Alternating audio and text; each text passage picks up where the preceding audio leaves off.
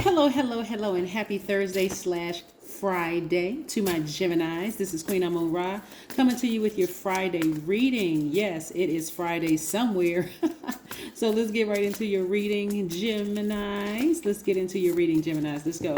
The energy has already been cleared. This is a general reading. Please only take what resonates with you, Geminis. I'm talking to my Gemini Sun, Moon, Rising, Venus, North and South nodes. Okay, so if you happen to be cross watching and that is somewhere in your chart where I said Sun, Moon, Rising, Venus, North or South node, Geminis, I'm talking to you.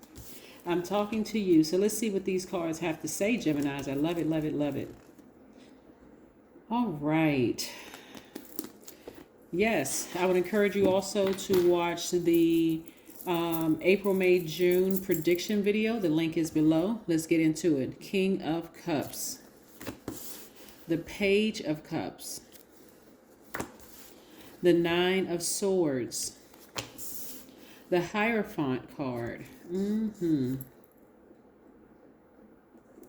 The Seven of Cups.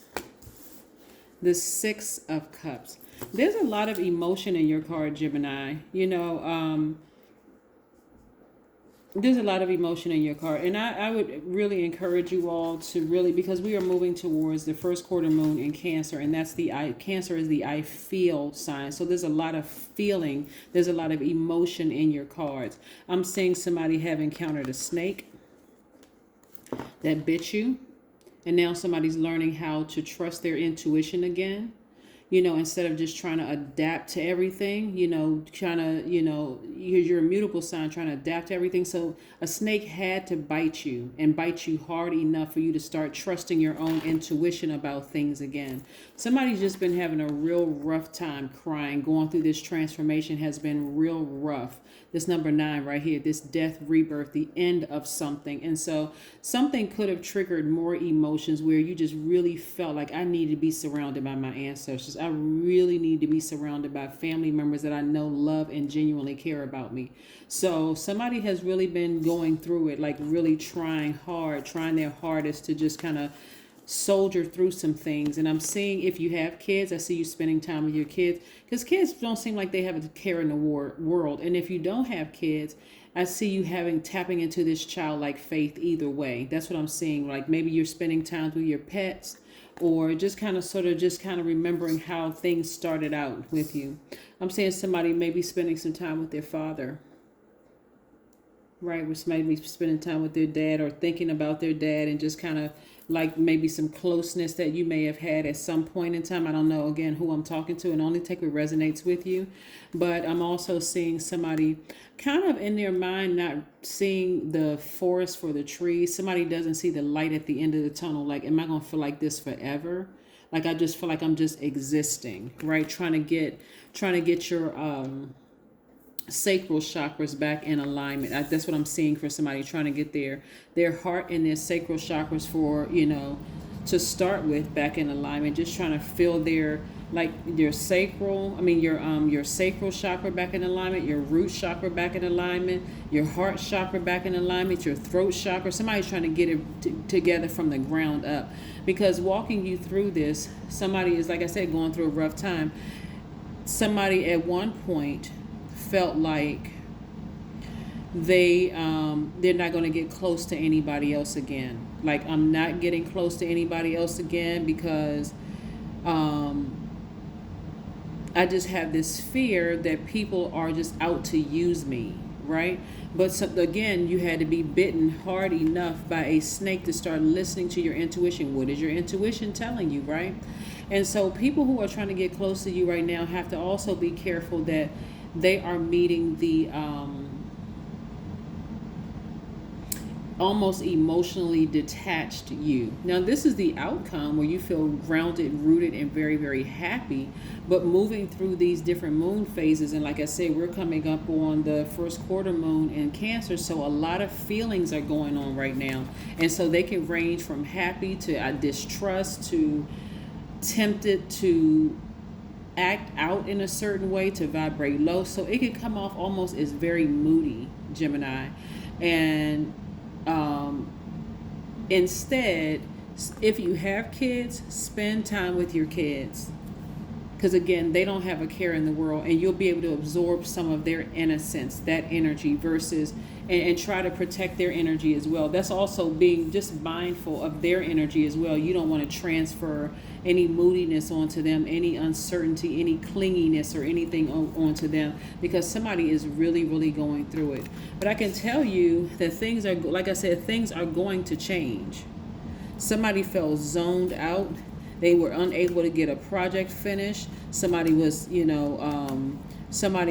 maybe felt threatened by somebody else. But I'm telling you, all that's about to turn around. Gemini is about to turn around. Somebody's going to feel rooted and grounded. Somebody's going to finish their projects again. Somebody is not going to feel threatened by other people again. Somebody is going to be able to relate to other people, because again, you're in your healing stage right now. So one of the things that you could get to get that heart chakra back in alignment from all this hurt and pain is rose quartz. This is very powerful in forgiving people, and self-love and agape love for other people. Yeah. And also, this is for healing. This is amethyst. This resonates with your crown chakra, God level of clarity. So, yeah, I do see you feeling a lot more stable, a lot more rooted. Somebody is starting to learn how to be patient. Maybe somebody sat down and talked to a therapist and like really working through some things, right? Because this right here lets me know that somebody is going through a really challenging rebirth, or you have come out, or you're either going through or coming out of a very challenging rebirth. Yeah, so let's keep this moving forward. Let's keep it moving forward and see what else we have on the other side, because this is the end result right here, the end result of happiness, end result of being patient with your own progress, end result of saying, hey, I feel grounded and rooted. I've been reliable. I've been very generous and trustworthy. I have been all those things. So yeah, I have tried to adapt to a situation that just did not work out, right? Knight of Cups. Somebody's going to come through like a knight emotionally, right? This is how people are going to see it. It's like a knight in shining armor emotionally. Somebody's going to come out like a champ emotionally, like somebody could have been in a situation like somebody's ex may be trying to reach out to them via telepathy. So you may be feeling like, okay, why can't I get this person off my mind? Why can't I just get them out of my spirit? An ex-family member, an ex-lover, or somebody you had deep feeling for. Why can't I get them out of my mind? Because we're moving closer to a full moon. Remember, the moon is aligned to our feelings, our intuitions, habits, subconscious habits, our emotions, our feeling, all of that. So as we get closer and closer to this full moon, the intensity of your feelings will grow. But it's also illuminating those areas where telling you, change the channel, Gemini, change the channel. That's not something you have to adapt to. You don't have to adapt to continue crying over some things. So I do see somebody going to the beach, getting near water. I do see somebody really taking time out to replenish their emotions, doing things to nurture yourself, maybe being around a motherly figure, or a motherly figure doesn't necessarily have to be a woman. It can even be a very nurturing man, that you're around. But here we have connecting with your womb. This is you connecting with your passion, like whatever and so even if that parent or somebody who is very, an aunt or uncle, or somebody who is very nurturing is no longer in this realm, I see somebody creating an altar or something, speaking to them in a spirit realm. That's what I'm seeing, like really connecting with something that you're very passionate about. Yeah. Like I said, even if your mom is no longer in this realm, sitting down, gathering pictures together. I mean, if you had a close relationship with your mom, gathering pictures, or your grandma, your auntie, or somebody, gathering pictures and just reconnecting there, just feeling safe and feeling like it's a safe space. And the beach may be a safe space for somebody too, just so they can, again, come out like the Knight of Cups. I am the source of magic in my life. See that? I am the source of magic in my life. And who is the great I am? Source, right? Yes. If you are completely open, your awareness alert and expanded, your mind free of old conditioning, then the now will appear to be magical. In reality, you supply the magic.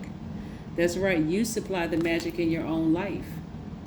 And so while somebody is going through this depth of emotion of thinking about somebody they love and had to leave behind, and spending time at the beach and learning how to trust their own intuition again, again, this is the outcome. This is the outcome. Very, very nice. Let's pull one last oracle card, Gemini, before we close out your reading. Let's pull one last oracle card before we close out your reading. Make a vision board. Yes, make a vision board. Because you're about to give birth to something that you're very passionate about. Like somebody feels like, okay, this is like deja vu for me. Like I feel like I've been here before. But what are you taking from it moving forward? What are you taking from it moving forward? And that's what your ancestors are going to help you with, Gemini. What are you taking moving forward with all of this? Yes, you had a snake bite, but it was something that, because you kept, let me just say this to you, Gemini. The more you kept trying to adjust, the less respect somebody had for you. So this snake bite really represents for you having a Kundalini experience that, hey, I'm going to start standing my ground from now on. I'm not going to just try to adjust. I'm going to stand firm, you know, on whatever it is I say. I'm standing firm and I'm not budging from it. That's what I have for you. I'll see you in a couple of days. Bye.